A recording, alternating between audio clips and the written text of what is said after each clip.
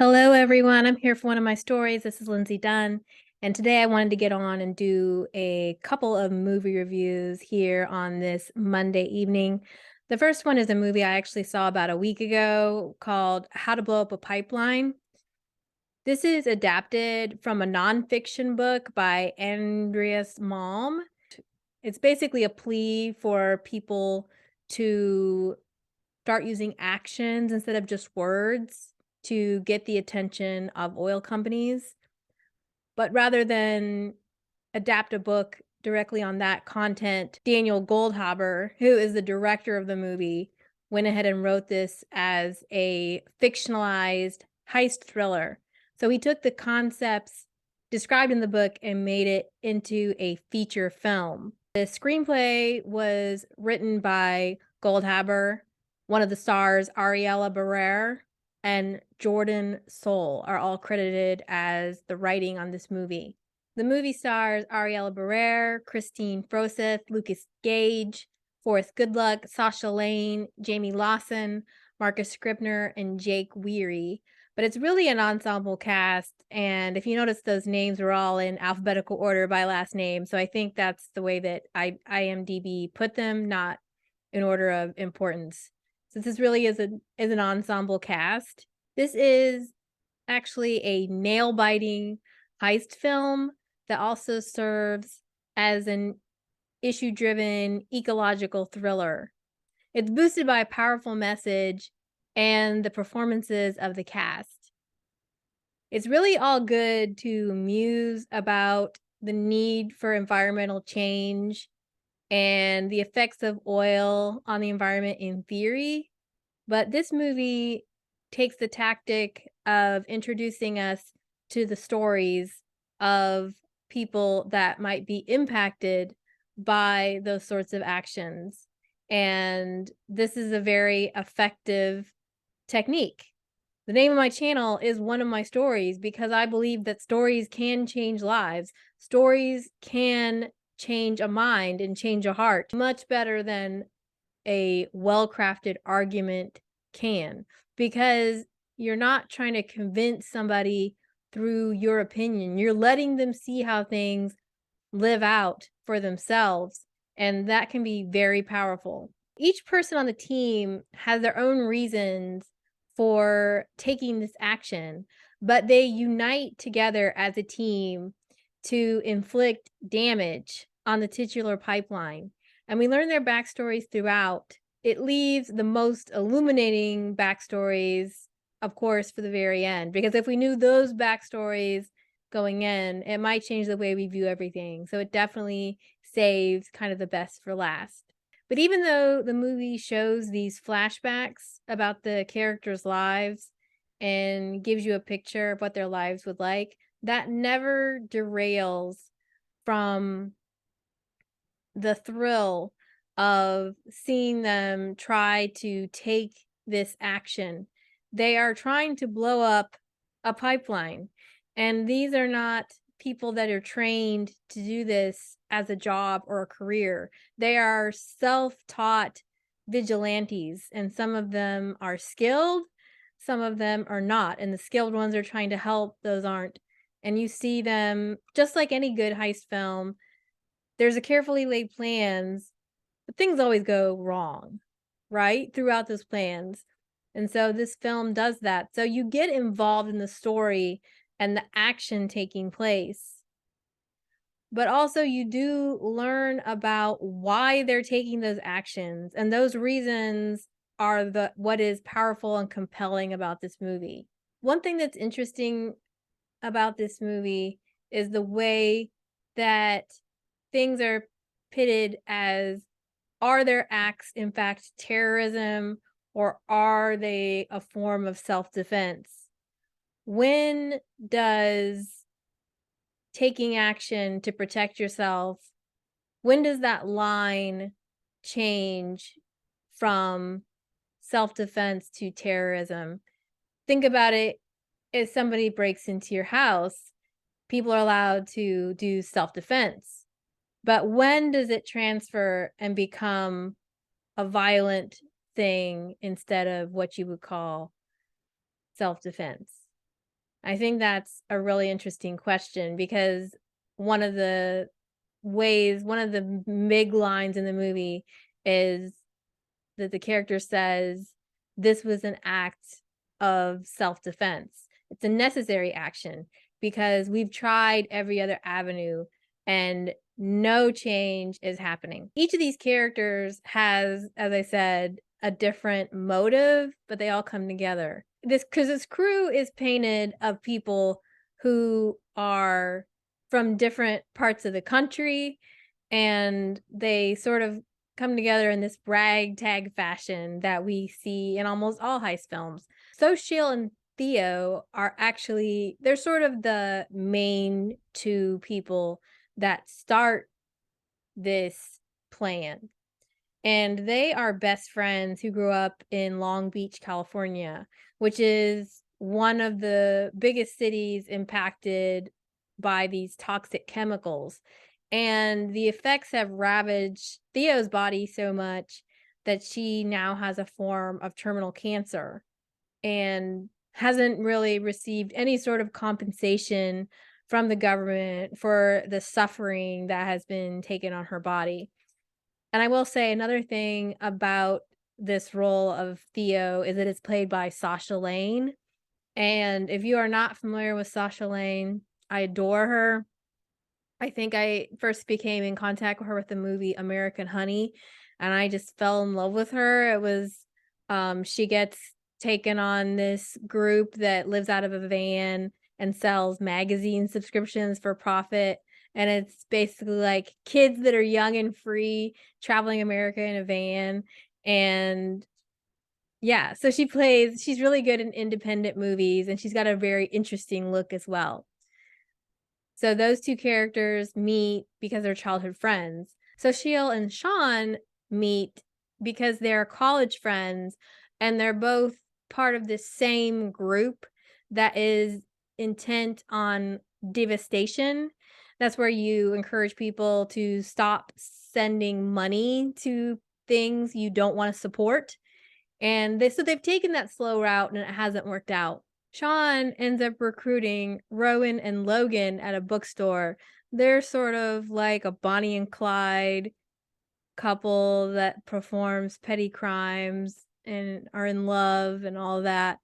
But he ends up recruiting them from like a bookstore. They do a meet cute in a bookstore where basically, hey, we happen to be in the same aisle, so maybe we're both interested in this topic. They always talk about um people meeting a good place to meet a date would be a bookstore. Hey, well this is a good way to find somebody for your semi-terrorist heist.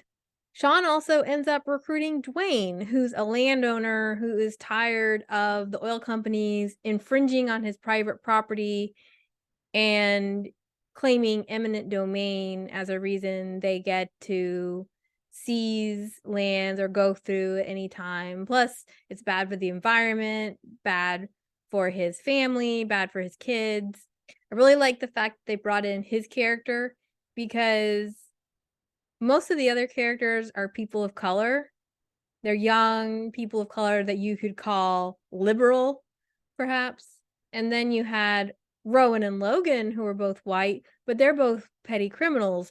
Where here's Sean, who's definitely got that more right wing sensibility. I don't know if he's supposed to be a Republican, but he's definitely goes to church. He's a gun owner. He's definitely that sort of gristled masculine type you associate with male Republican Party, but here he is helping these kids. And so they might not even have all the same political party or political beliefs, but they come together because of this unifying belief they have that these oil companies need to be stopped. And I really like that.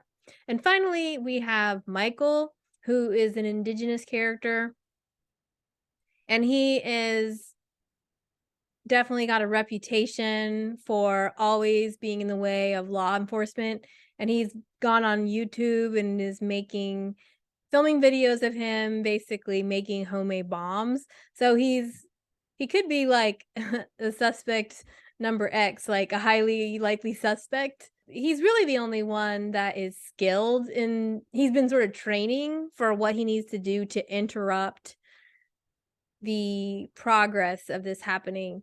So they definitely need him as the hands and feet kind of what they're trying to do. One of the rules they have, which might take them off the terrorist spectrum, is that they all insist that no people be harmed. The only thing that will be harmed is the actual pipeline itself or the government property. They are not in favor of any person being harmed, and that includes harm to the environment. So they always want to make sure that what they do will not have the same impacts on the environment that happen to them. And this is really one of the most thrilling movies of the year so far. It feels very similar to me as Emily the Criminal.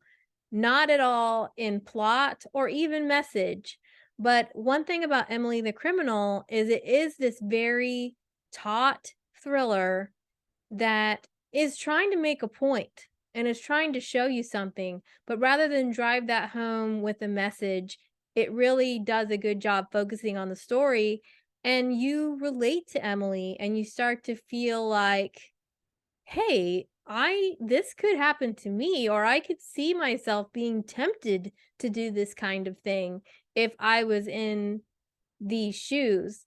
Now, probably the author of the book, Andreas Malm, would say we all are all victims. The types of people that are helping with this heist in the movie are directly impacted and they see that. But the author of this book would probably say we are all victims of this pipeline. And so we should all be coming together and rousing anger about this enough. We should all be taking action, I think is what this author would say. But with Emily the Criminal, it was trying to make this point about the economy and the difficulty of getting out of debt with the way that our financial system is set up in America and how you're basically set up to fail. So I was trying to make this point with this really great story, and How to Blow Up a Pipeline does that too. Very unique, and maybe the first type of movie I've seen this way, where an act of terrorism they paint it as defensible, and of course that's brought into the founding way the person wrote this book.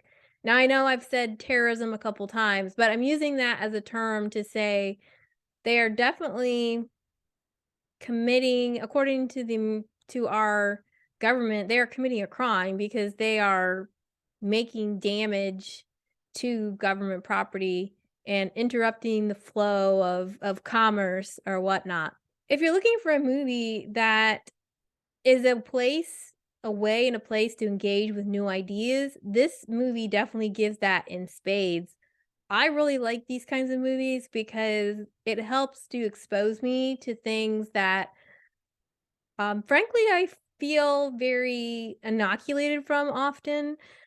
You know, I grew up in a fairly well off, I wouldn't say we weren't wealthy at all, but compared to how other people have to live, I know that I have a lot to be thankful for. And this kind of puts me front and center with things that I have not had to deal with personally. And so, yeah, I haven't had to think about how oil is impacting the environment because it doesn't seem to be impacting my environment or my situation or people that I care about directly. And so, yeah, I don't have to deal with it. So, seeing movies like this, not just this movie, but frankly, any movie about people in a position of suffering is a great way to get my attention. So I think that this movie is very well made, regardless if you agree with the message or not, or the belief system of the author slash the director. It is a riveting watch. I will say that the final message remains unclear. One of the things you have to look at is the whole point of this plot was that they wanted to create real change and they felt that the talking was no longer doing anything. They tried the regular venues, they tried raising awareness, they tried fundraising, they tried peaceful protests, and nothing was being done. So they decided to take the next step. Now, what impact this is a fictional movie, so it didn't actually happen. But if this were a real story, one thing to consider is what impact does this actually have? And you get to see at the end of this movie what impact it has. Spoiler alert, they do blow up the pipeline. So hopefully that doesn't spoil the movie too much for you, but you get to enjoy the heist. You also see what impact it has. And this sort of explosion is a temporary suspense of operations, perhaps. But will the government just repair the damage and move on business as usual? Probably. Are they really gonna stop anything from happening? Maybe not immediately, even if you don't make a difference. It's just something to take back a bit of control or feel like you made a statement. For Theo, she doesn't have very long to live. So she wants to make a statement before she dies. But for the rest of them, we're guessing that things will just be repaired and they'll move on. Are the people that have the money and the power going to change or do anything because of this heist? Probably not. It's a temporary blip for them, an inconvenience, a fly that you have to catch with your fly swatter. And it's annoying in the moment, but as soon as you get that swatter and smack it down, I can continue on with my life. It's left sort of open-ended and unclear, I think, at the end of the day. The call for the author of the book is people to take action. Are these the kind of actions that they have in mind? And if so, how many of those actions would it take to make real change? And I think these are the ideas that viewers will get to struggle with after the movie. So, hopefully this gave you enough information to decide if you wanna watch it or not. Obviously, I think it was a pretty entertaining movie, but also challenging movie. This is a movie for our time. This is a movie that really will speak to the youth of this country that, frankly, are very tired of talking. They want to see action. They want to see social change. So this is a movie that is very current, very contemporary, very issue driven, and has a powerful message that I think people should be aware of because it definitely represents the feelings of many people in this country. So for that reason, it is an excellent movie and is going on my best movies of the year list. Just as a reminder of what my best movies list means to me, I measure this on 3 factors: the quality of the filmmaking, the entertainment value of the movie, and the personal impact it had on me as a person. So in order to meet that 3rd criteria, it needs to be a unique story, speak to a situation I have, or be so powerful that it impacts the way I view the world, or makes me confront something front and center that could directly change my mind or influence me. And so, How to Blow Up a Pipeline definitely meets all 3 criteria. So, that's a pretty powerful measure for me and definitely recommend it. I was going to talk about a second movie, but I think I'm going to save that for another podcast. So, I hope you enjoyed this review of How to Blow Up a Pipeline. Thank you very much for listening and have a good night.